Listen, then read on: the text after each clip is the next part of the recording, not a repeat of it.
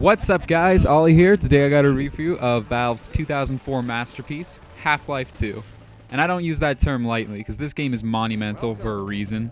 And it shows because even still as technology has moved on, Half-Life 2 stands strong against today's rapidly changing landscape. So without further ado, let's get on with the review. Rise and shine, Mr. Freeman. Rise and shine.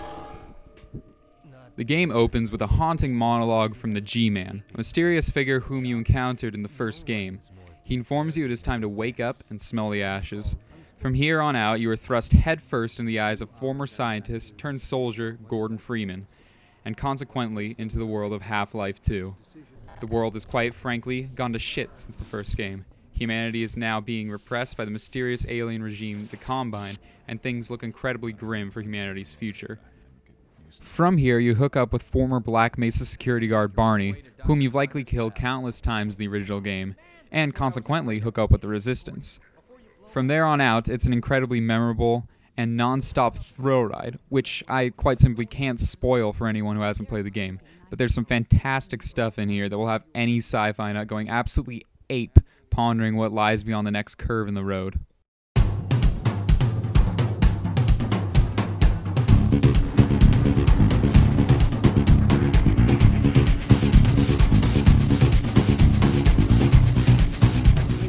While Half-Life 2 may initially bear resemblance to your standard shooter fare, and yes, you do shoot things, there's so much more to the gameplay than that. What makes Half-Life 2 and the series as a whole something really special is not necessarily what it does. Because, well, let's face it, there are plenty of shooters that offer more satisfying gunplay.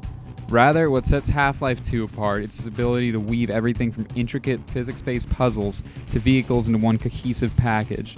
Nothing feels without purpose. You don't just pick up the shotgun, you earn it, and by realizing this you only suck yourself further into the game's world.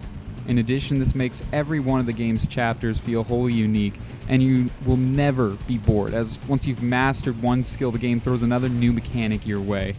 Now, this is not to say Half-Life 2 is without its flaws. One chapter near the end of the game that has you controlling a squad is, quite simply, it feels half-baked and it's frustrating. But these instances are so very few and so far between that the gameplay remains completely and wholly satisfying.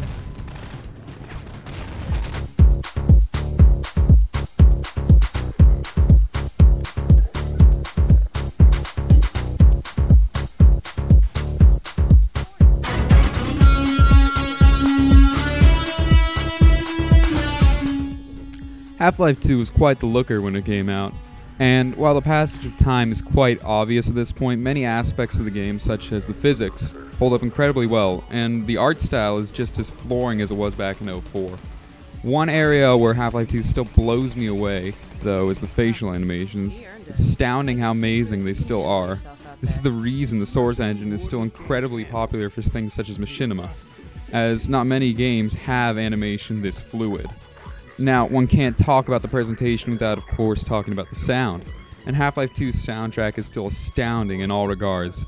Sound effects are top of the line, as is the voice acting. This, coupled with the constant first-person perspective, are what gives Half-Life 2 its immersion, and I can't see a day where the game doesn't draw you into its immensely immersive world.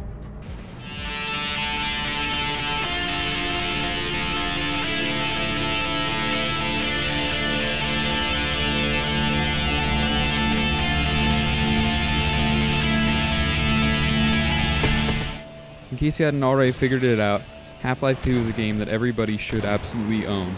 It's one of the finest games of the last decade and an absolute masterpiece. If you haven't checked it out already, I highly recommend you do.